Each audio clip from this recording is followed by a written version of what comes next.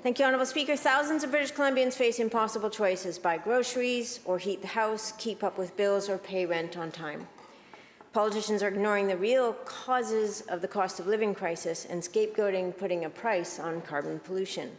One thing driving inflation is price gouging by oil and gas companies. Shell, one of the main proponents behind LNG Canada and a beneficiary of subsidies and tax credits in this province, made $28 billion in profits last year.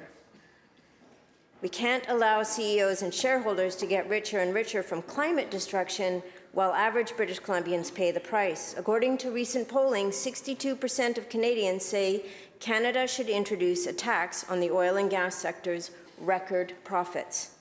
A windfall profit tax could help alleviate the high cost of living in BC. My question is to the Premier. Will his government stop giving a free ride to harmful industries and push the federal government to implement a windfall profits tax? Minister of Energy and Mines. Thank you very much, Speaker, and thank you very much to the member opposite for the question.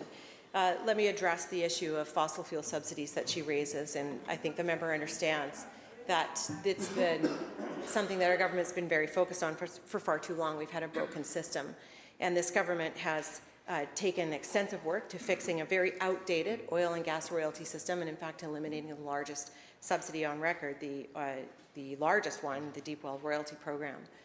Mr. Speaker, going forward, we've taken strong action on industry like the LNG industry through our new Energy Action Framework, putting an oil and gas emissions cap in place, ensuring that all new permitted facilities are net zero by 2030.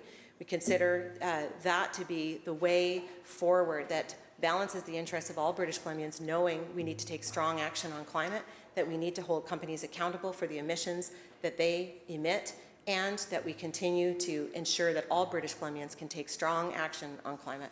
Thank you. Leader of Third Party Supplemental. Thank you, Honourable Speaker. I'd really love it if the government would take strong action on answering the question I actually asked, so I'll try again. Shell took home $28 billion in profits last year.